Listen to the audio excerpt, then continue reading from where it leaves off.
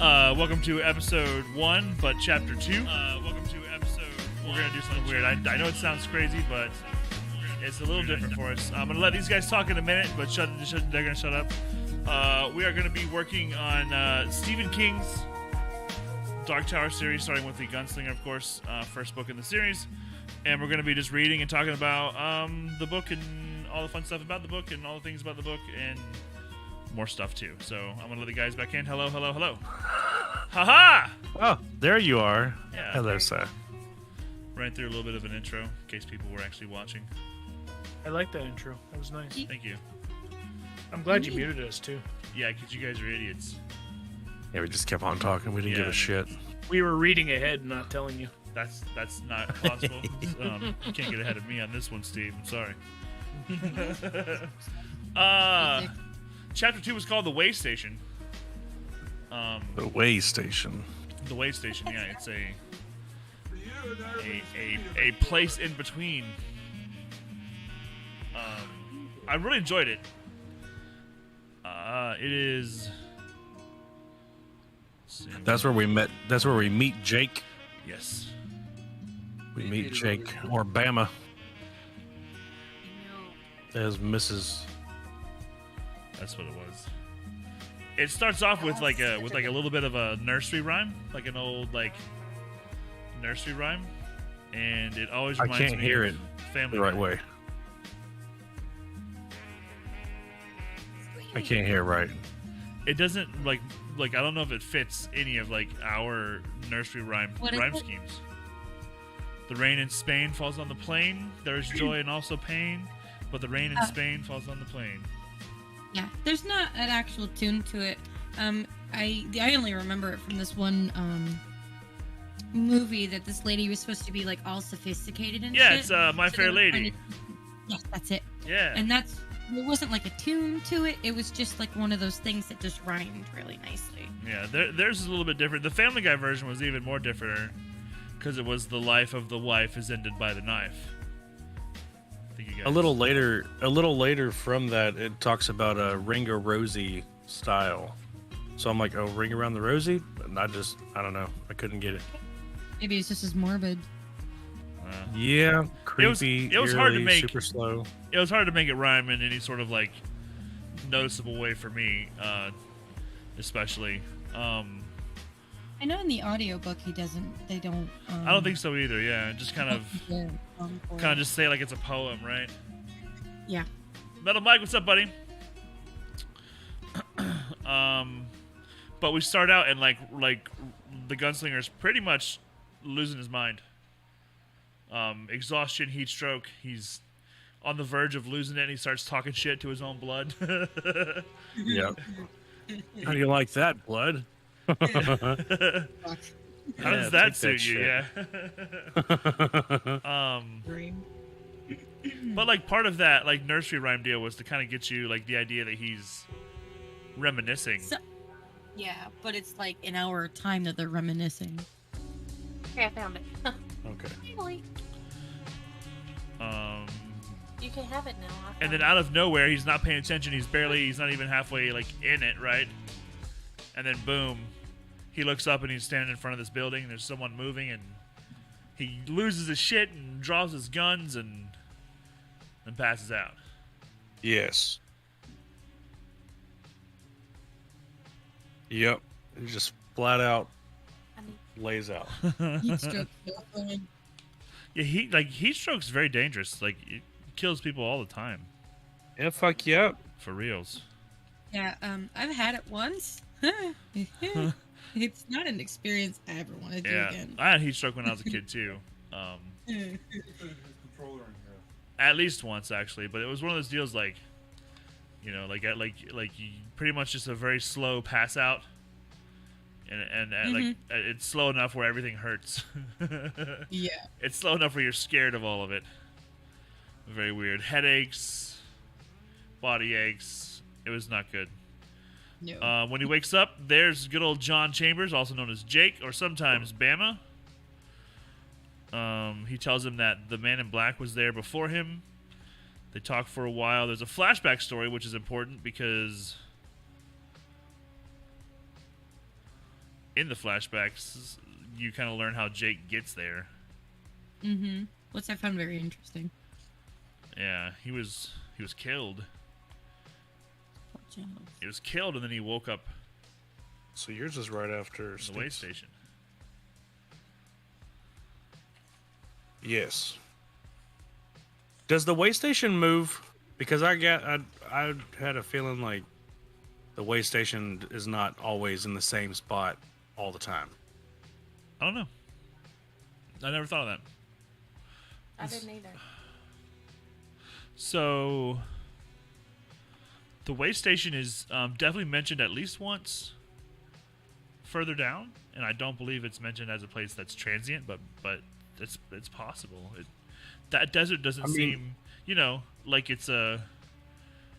I mean, the way that it was described in the story was just that it was, like, for the coach. Like, as they're traveling, they just stop. Yeah, So, like it's like I don't it's know, an but I had a abandoned feeling building. that it moves. Yeah. It might. Who knows? Looking too far into it, probably. No, dude, like maybe not though. Like that's the But whole it is thing. King, though. The possibility is definitely there. I would say even, like let's run with that. Like let's see if it makes sense later on when it comes back. All right. I'm trying to think if there's anything else that I remember specifically about the flashback. Like he talks about a priest is the one who pushes him, but then a priest is the one who comes to help him at the end too. Maybe. Do you think the priest was trying to help him, or do you think he was trying to No. make sure he was dead? So both good and bad. All right. Maybe he needed to be seen just so that I don't know, to be acknowledged after the kid, had his untimely shoving. Good God. Yeah, like that's what happens pretty much. He just like- going to school like any other normal day, and he gets Because- pushed in front of a car. Maybe he's been a part of most people's deaths and not just Jake's, and that's why the Gunslingers, knows the man in black well, because maybe he's heard him from other people, like how they died, and he happened to have been there as well. I think, yeah, that's also very important. Yeah. It's a big blue 1976 Cadillac with white Firestone tires. White wall Firestone tires. Yeah, then it goes very into detail on his cracking death. Yeah, there's definitely Yeah. some squishies. Yes. But then when he first of all, in order to get him to tell him the information that he needs, the gunslinger hypnotizes him using that shell trick. Yeah. Rolls it To put him in a trance. I've seen it done with a coin or whatever, but he's rolling it on the backs of his knuckles right there, and Yeah, it just goes back and forth. Yeah, and he ends up He knocks his ass out. Yeah. He does it twice. He does it so that Jake remembers his memories, and then he does it again later. he does on. it to make him forget them. Yeah, but like right here, he asks him do you want to remember when you wake up? Fuck me. Yeah, that's right. That's He right. was like, no. Why the hell would I want to remember that? But then later on, he puts him to sleep the same way, when he realizes that he's getting overly exhausted during the trail. And he puts him to sleep then too, just to help him rest probably. But I mean, Homeboy is... He's hypnotizing him. Mm-hmm. Yep. It's a trance Yeah, of because some he sort. says. Huh? Go ahead. No, oh no, fine. I was just saying, he says later on when I snap my fingers. Is that what you're looking at? No, that's. I just remember reading that. He said when I Yeah. snap my fingers, you'll. He You'll does wake it. up. He does it often. That's for sure. And it's one of those things Whenever they take a rest when they're looking up at the mountains.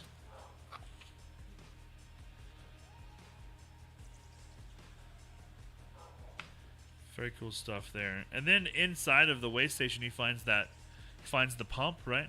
Like there's a Mm-hmm. perfectly good working atomic slug powering this well, pretty much, like providing water, still clean Yeah. water. Mm-hmm. Which in this world is like extremely important. I find it kind of strange that there's nobody there protecting that, because you would think if there's like a water well of some sort, it would be more important than some type of way station. I Like think the hard pan is so hard to live in, though, that they just abandoned it. They're like, we haven't seen nobody for fucking decades or years because it sounds hardly like it's anybody's been out of traveling use for a anymore. while, yeah, there's dust puffing up when he sits down. Like Mm-hmm. Everything is sandblasted. Yeah.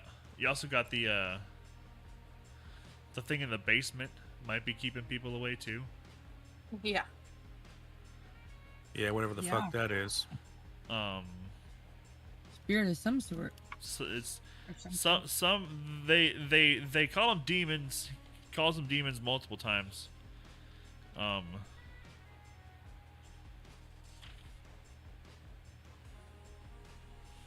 Jake is definitely scared of it. Or is it something that the man in black is like sending messages back to him? Could be.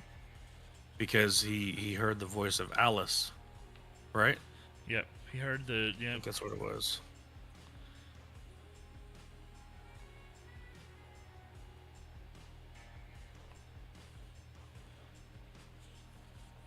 Oh, I like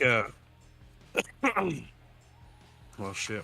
I want to make sure I'm not jumping too far ahead. Okay, in sub chapter 5, I like where the gunslinger's talking to him about him. The gunslinger says, "The man in black." The gunslinger said, "Not a question. Yes, is he a bad man? I guess that depends on where you're standing." Yep. He said absently. Got up, pitched a cigarette out onto the hard pan. Almost like it doesn't I'm even going to matter, sleep. right? Yeah. So that, I mean, so far he's bad for Roland, the gunslinger. He's definitely after him. But yeah. Is there But any the- thought that the demons in the basement are just another trap, the way the town of Tull was? I think it was. I mean, he didn't sleep. He didn't interact with Jake. Yeah, because Jake because hid. Jake was scared of him. He just hid from him. Yeah. But if the man in black is so powerful, he knows he was there. Well, So if he the could've- man in black I mean, is also the one who killed him, You would think, right? then he knows he's there too. Yeah, Mhm. and could have sewed anything because he didn't remember exactly how he got there. Mm-hmm. I was just looking something up, This is your spot. back to where we're talking about how the priest must have been the one that shoved him. But when he says, "I'm a priest, let me through," it's an act of contrition. Contrition, The yeah. meaning contrition. It actually means to show remorse, or something like he felt bad. Yeah. After it's like he- giving him his he- last rites almost, like giving him the chance Yeah, to and he's confess. And then he's like, "Oh, I'm sorry." Actually, no, it's more like he's feeling bad because he shoved the kid into traffic, and then he's gonna pray over him afterwards. Like, "Yo, sorry I shoved you. Stop. Let me pray for a minute." Oops, sorry. I was just thinking about that part. But anyways, You're good. You're good. I like to know what words mean. Whenever I used to read, I would always have a thesaurus and a dictionary right next to me. That was a long time ago. Now That's you why got a Kindle is sneak in your perfect. pocket now. Yeah, yeah. Kindles are perfect because all you do is touch the Yeah, word. touch it and it shows you the definition. I can't do the screens. It'll even show you how to pronounce it if you turn that You on. got to turn it on night mode. Yep. That cuts down that blue light for real. They go into the cellar to get some food out. Some creepy ass spiders are in there. That always gave me the Everything's creeps rotten. when they talking about how like some of them had eyes on stalks and have like as many as 16 legs. Like that's creepy sounding fucking spider. It Yeah. makes me think of those Water water spiders. Yeah. Those are fucking scary Ugh. looking. Don't like it. Disturbingly big ones with mottled gray bodies. Yeah, those Rob. Yeah. Spiders, yeah. Perfect. Very, very, very scary. Like to have one of those on you, like big enough to where when you like smash it, you can feel it pop. It's you can hear it. You can hear it pop. But Dude. if they have stalks under their eyes, it's like But fucking you know, crustaceans. even if I was in a situation where I had to kill one of those, I would still feel guilty. Yeah. I keep Like- saying, "Oh, don't eat." I don't know about that. In this situation, I think I would be okay with it. They're mutants. He leaves the door to the cellar open so it burns them out. Everything can go out. Yeah. There's definitely something cool happens in the cellar itself. I'm gonna go ahead and read that passage. And in the high speech, his voice filling with the old thunder of command, Roland demanded, "Who are you, demon? Speak if you would speak. My time is short, my patience shorter." Go slow, a dragging, clotted voice said from within the wall, and the gunslinger felt the dreamlike terror deepen and grow almost solid. It was the voice of Alice, the woman he had stayed with in the town of Tull. But she was dead. He had seen her go down himself, a bullet hole between her eyes. Fathoms seemed to swim by his eyes, descending. Go slow past the drawers, gunslinger. Watch for the tahine. While you travel with the boy, the man in black travels with your soul in his pocket. What do you mean? Speak on. But the breathing was gone. That's like, after that, he, like, shoves his hand into the hole and pulls out a jawbone. Because there's, like, a saying, what is it? Only a corpse may speak true prophecy? Yeah. I think he punched his hand in there to see if there's, like, a dead body in there, to make sure that this prophecy or whatever is actually true or just some bullshit. I think he also said that it was part of his duty to find what was the remnants and take care of it. I like how he just said, "All right," and then thrust it rudely into his back pocket. And back up the ladder he went. He's like, "All right, let's go." He called it a speaking demon. And then later on, he's talking about when they're at campfires and stuff, he just sits around and, like, looks at it, turns it over in his hands, thinks about it all night. He loaded Jake down with 2 of those water bags across his body, and they're like dragging the ground and shit. Is it too heavy? No, it's fine. Tell me the truth now. I can't carry you if you get sunstroke. Jake is just too sweet. Yeah, he's perfect for the gunslinger so far. Keeps him grounded. I think that Jake's going to keep him grounded in that story, as long as he's around. Jake is very important. But also it's going to make him more optimistic because of he's going to come at things less brash and more thoughtful. There's definitely something that happens, Jake. right? Like there's like he even talks about it, like how he likes him. You know, he like genuinely. Yeah, well, he says, like, that was my favorite part. He says, That's where they just came out. it occurred to him later that this was when he began to love the boy, which was, of course, what the man in black must have planned all along. Exactly. It just gives you the good feels. Was there ever a trap to match the trap of love? Yeah, The you boy repeated had- that when we were listening to it. The boy had been placed in his path. While you travel with the boy, the man in black travels with your soul in his pocket. And the fact that Jake was not slowing him down only opened the way to more sinister possibilities. Right. I think Jake is gonna be put into positions and used as a pawn to fuck up Roland. Oh, this is the classic trap across the adventures that we're seeing here. Like, Yeah. I mean, he got into it with Alice. What's the trap, Steve? well, like Ken just said, that he's put with this boy that's not slowing him down, but at certain points he's gonna be put into situations where the trap of love is gonna get in the way of how Roland would normally react. I would say, he maybe thought that Alice was part of the first part of the trap, but he didn't fall for it. I guess maybe it was supposed to be a trap of love then too. But he was there only passing through and lasted. You say it like that though, it makes me think of because I've read all the books, like so much shadowing. Oh, with that, where the trap of love. Yeah. That will see, like what you also got to realize too is that he wrote this book and then like 19 years later wrote the second one. So Yeah. like this stayed with him for a long time before he continued with it. And there's definitely like a lot of growth as a writer between this book and the next books for sure. Definitely. There's The next book is Drawing of the Three, right? Yeah. Yeah. Yes. Oh, that's the best one. So like there's definitely a lot of foreshadowing going on. I love how deep and how rich it is, especially like going back over it. They get to a point after he kind of tells them a little bit about Oh yeah, that was her spot. about Martin. He tells them about Arthur Eld. There's kind of a link between Merlin and Arthur and the Knights of the Round Table. Yeah, and this guy Arthur. That was at the Eld. first campfire. Yeah.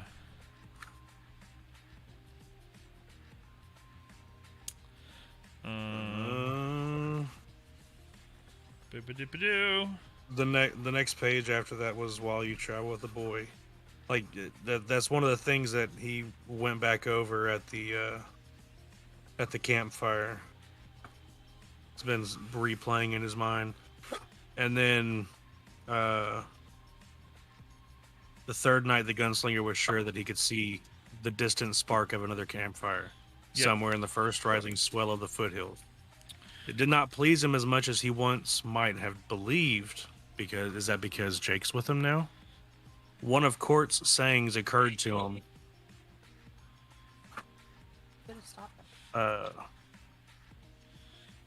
Where the man who fakes a limp. Yep, where the man who fakes a limp. That was the fourth day. That was 4 days after the Waystation. Yep. So like there's definitely some travel between here and there. They're getting closer. There's a part where he's thinking about, you know, the old saying about Court, where the man who fakes a limp. He's then thinks about like this entire story happens. This whole backstory of when he was a boy happens. He thinks about his old falcon named David. Yeah. And what he thinks about is like the time that he went back and accidentally overheard one of the cooks talking about killing people with poisoned meat for their enemy. The main cook, Hacks. He was like in charge of the kitchen. At least on the guard North came Wing. up to him and talked to him. Yeah. Yeah, pulled him aside and told him, like, there's some whispered talk. You kind of catch a little bit here and a little bit there, but they talk about Farson. They talk about the good man. They talk about, like, another town called Taunton. Yep. Taunton's the town that they were in. Well, the thing is, it seemed in my copy it was Farson, but when every time you guys read it, it was Taunton. It's like he changed the name, not Taunton from the George Lucas universe. Right. Well, Taunton is supposed to be a place. I think it was the replacement. That's where the good man is, and like the name John Farson, it comes up a couple more times, but only because they kind of like tell you who it is. It's just like another name that they were using. What part of the chapter are we on? So if you have the white book, Then chapter 9. on it, we're on page 139. All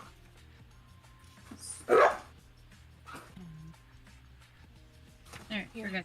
I don't have that book. I have a different one, but There's probably it's just a the couple pages revised. behind. Okay, I got it. We're good. But it's the guard and Hacks talking, whispering, talking about, will the poison make them what does it say?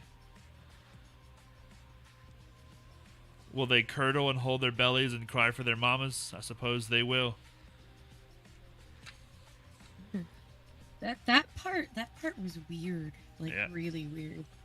And then it's like Hax sounded like he didn't want to do it. He's like, man, I'm not digging this. I don't. He's like pissed off that he's having to do this or something. Is what it feels like. And the other thing is, it looked like they were trying to do like a favor, or like they're trying to save, kind of like that whole murder them to save them kind of thing, because that's what they're talking about a little bit, as I noticed. And then he says, poisoned meat is such a strange way to care for children, like you guys just mentioned with the part underneath it about will they curdle and hold their bellies. I thought that was weird. That the whole part struck me weird about what they're doing with the kids. Sorry, I had to step away because they're all being trained to be gunslingers, though, correct? Not all of them, but like they are. Cuthbert and I know those two are. Not all the kids there are. Like some of them are just. But they did comment. The guard commented on that, or Hax did. Shit. Oh wait. Well, there's this part. Do you enjoy seeing children under the rule of the gun, and they can be under his hands, ready to start making a new world? Yeah, right there. So. Being under the rule of the gun. Being worse that's what makes. Hands. Sorry. That's what makes me think of it being them all being trained. I mean, like there's definitely like a lot of people there. It's like the last place where they're like teaching these skills. And the high speech, all high speech and all that. I don't know about the high speech. Yeah, they're in lots of different classes. They've got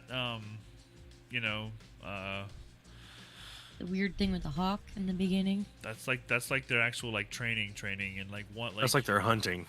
Yeah, they're definitely learning stuff. But I think that like the reason behind the flashback is because he's thinking about the first time he killed somebody. Oh, yeah. Probably. And like he was talking about how when he heard them talking treason, that it hurt him, it changed him, and it made him want to hurt him back. And then one of the boys was, whenever they were sitting there talking, I think Cuthbert said I could have killed him right then. Yep. Or maybe it was Roland that said it. Yep. He said I could have killed him. I could have killed them both with my knife, slit their throats like hogs. Yeah.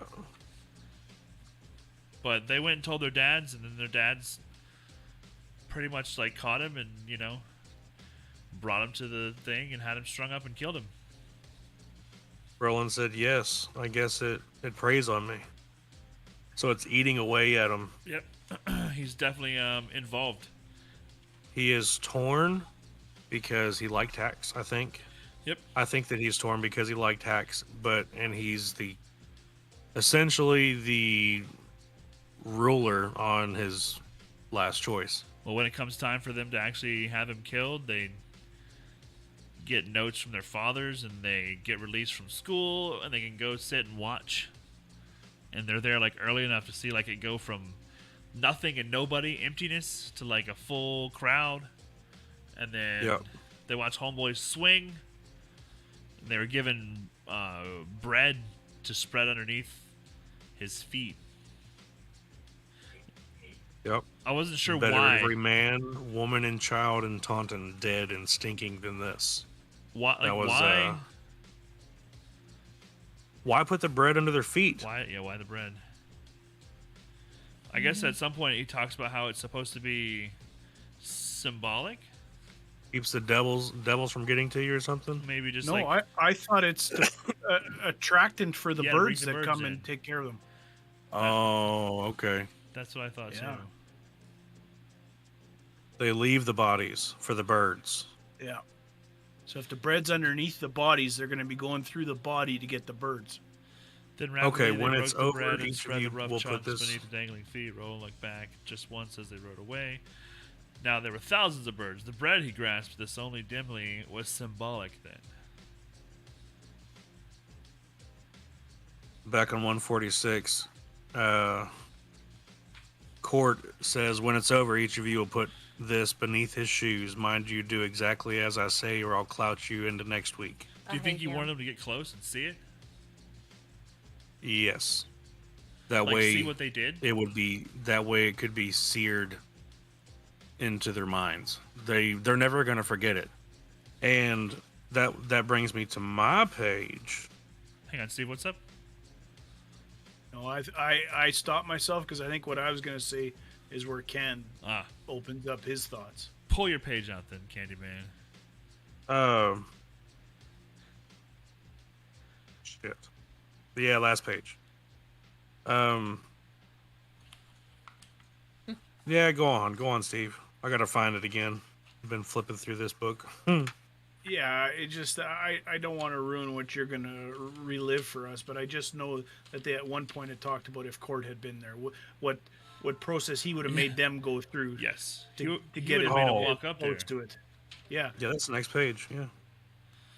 Yeah, he'd have made them go up there and like get fucking close and maybe even put a noose around their neck and stand them on the fucking door. Like he would. Court would. Yep. It was his job Court to make would like hard probably men have out of these boys. Like that's kind of what you're supposed to learn there. Like he's he's supposed to make it hurt and like make the lesson stick. Yep. And then right at the end of that paragraph, it says, "And Court, of course, would have been right. For the first time in his life, Roland found himself hating his own childhood, wishing for the long boots of age." And then this next sentence is, "He deliberately pried a splinter from the railing and placed it in his breast pocket before turning away from the gallows." Yeah, and he wanted to make a cool comment about it, but he realized, no, I just want this. Or Yeah, I just that way I'll always have it. Yeah. He was thinking like luck of the gallows, but he didn't happen that way. I think it's more about the consequence of your actions, as both of the boys and how they had told their father about what they heard, but also the consequence of Hax's actions and how he ended up. So, kind of a reminder for the gunslinger as well. I agree. I think it's a especially good lesson because it's kind of paired with the lesson of the hawk that they just had, where, even though it was Cuthbert's, I guess it was his job to let the hawk go properly, and he messed that up. The hawk still kind of, caught up, balanced, and then did his thing. But then Roland, even after all that and seeing people fuck up and seeing it go bad, still got bit. Like, still got his arm shredded because he wasn't all the way in it either. And I think that was kind of like what the lesson with the cook was, is like, your decisions and your choices have like life and death. Like you're going to be dealing death as part of the rest of your life. Yep. Yeah, very good point in terms of how it relates to his gunslinger training. Exactly.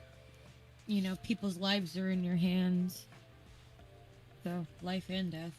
And I think him grabbing that splinter was part of that. Like, he accepted the consequences. He did that. But then he also he makes sure to say that his father had said it's better to have not been known. Do you remember where it says that? Says what? Yeah, that's right. He's talking about his father was whenever he was talking to him. It might have been after he already was hung, because it clicks in his head again. It's gonna be like 142, 143. Okay, 148. His father had been right. Better not to know. Better every man, woman, and child and taught and dead and stinking than this, seeing him seizing, or seeing him dying. He wished sickly that they had never gone to the West Kitchen that night. For the first time, Roland felt the enormity of his responsibility in the matter. This wood was not noble, not part of the awesome machine of civilization, but merely warped pine from the forest barony, covered with splattered white bird droppings. It was splattered everywhere, stairs, railing, platform, and it stank. It was real. Like it wasn't some concept, some high, top of the brain concept. It was a real tangible thing, and it was ugly. Yep. Sometimes it's easier to hang on to. Yeah, I'm doing this for the greater good, but really, like you're like murdering people. Yeah, it's like, yeah, I'm a piece of shit, but I'll just tell myself. It's not that bad. After that, they notice the man in black. They can see him climbing the wall on the side of the mountain. They can see him up there. He disappears and he comes back. Jake says, "Do you think we'll catch him?" He says, "Not on this side, but on the other, and not if we stand here talking about it." Yeah. I think the last paragraph of this chapter is very telling. It says, "The boy, the sacrifice, his face innocent and very young in the light of their tiny fire, had fallen asleep over his beans. The gunslinger covered him with the horse blanket, then curled up to sleep himself." Yeah. That leads us into the Oracle in the Mountains is our next chapter. One of my favorite ones. Oracle in the Mountain.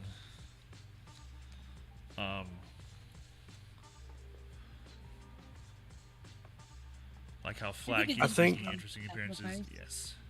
Did you want to look at it? I think that Roland sort of sees himself in Jake. Maybe. Does that make sense? Like, that's why he's having these flashbacks of him as a kid, because he was about that age whenever he made his first kill. Okay, yeah. It's not... I don't think that he sees himself in Jake.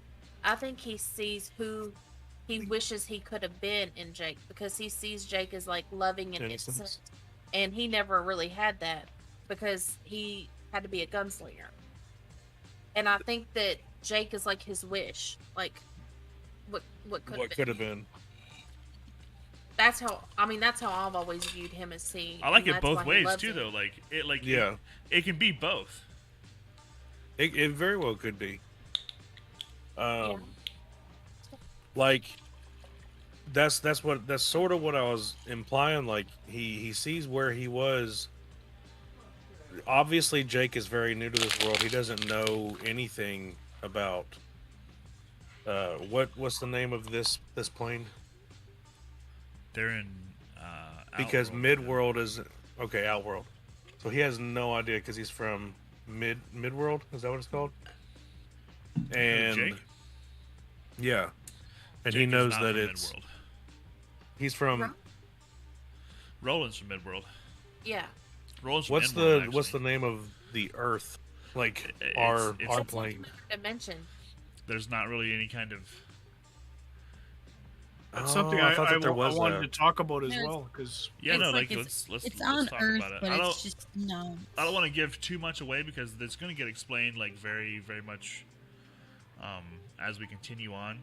But Stephen King novels are always based around the idea that realities are like paper thin, and there are places where they rub together, and they get even thinner.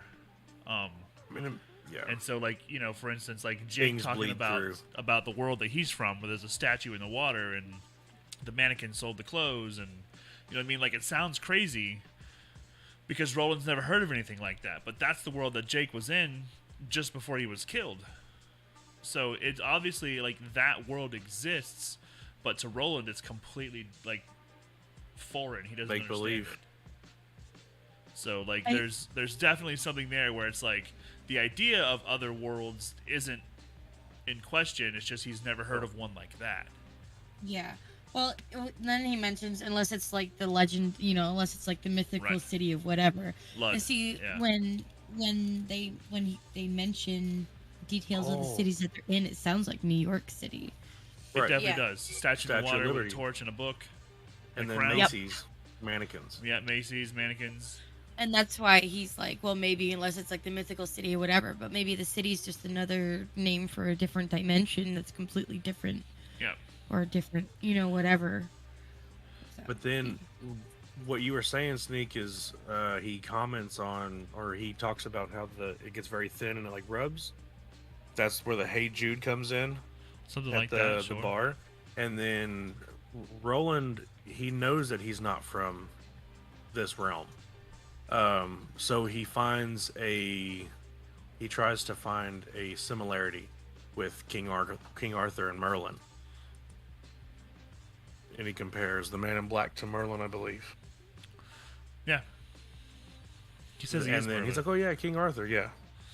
So he says, "Do you know about Merlin? Where you're from?" He's like, "Yeah, Merlin, King Arthur, Knights of the Round Table." He's like, "Yeah, Arthur Eld, yeah." So it's like there's definitely similarities.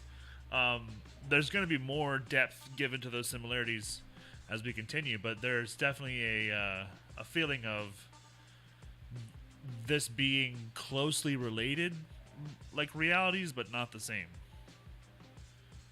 Obviously, some differences.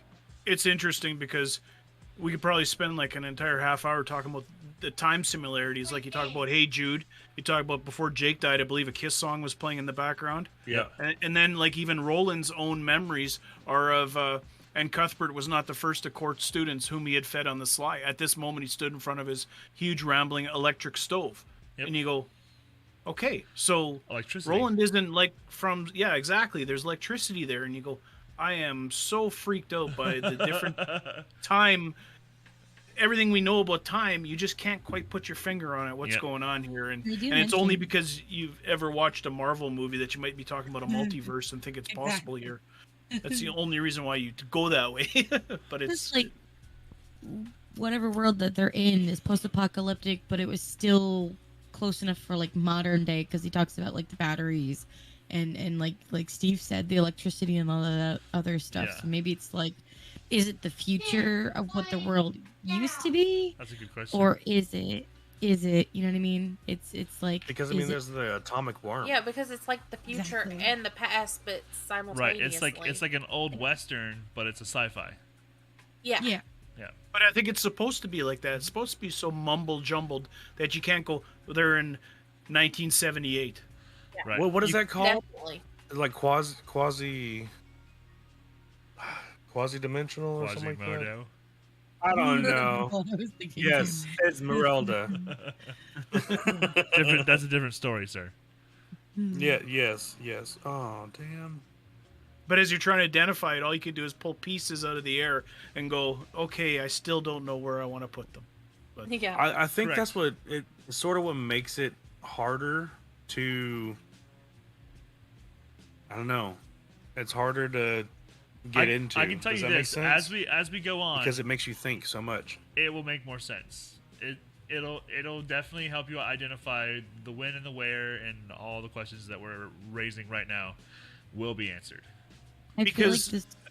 sorry, just to continue with Can's point about being hard to get into, I think it might actually pull you along further because you're still trying to go, what are the answers here? Yeah. Because You're I trying think to find I have a piece of it, but not all of it. Yeah. And then it keeps throwing random shit that makes you go like left field. And Yeah. wait, maybe it isn't left field. Maybe it was back the other way. I can't wait till we read this next chapter. It's gonna be fun. I feel like this book could be one of those series that I really want to own physically because you want to reread through some of it. Because then all of a sudden you'd be like in the middle of like probably like book 4 or 3, and then you have to like cross-reference your book 1. Yeah. Plenty of times I I've gotta Each go. book is so different. Yes. Token it. Yes. Sometimes I've got to go like stop and go read like a part of it, or like find a part in the stand, or like pull up part of like this book or that book because they're all so close together. Yes.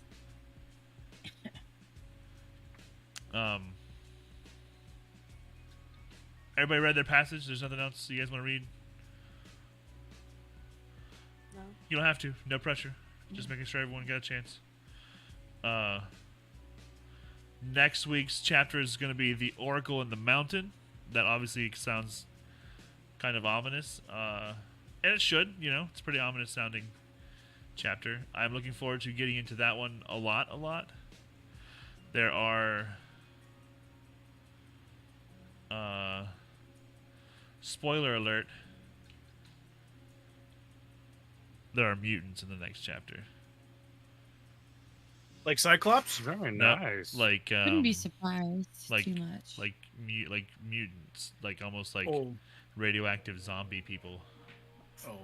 I'm really enjoying that for only being a very tiny 200 something pages. Well, this book's 270 Yeah. pages, for being so small that it's like a really in-depth story.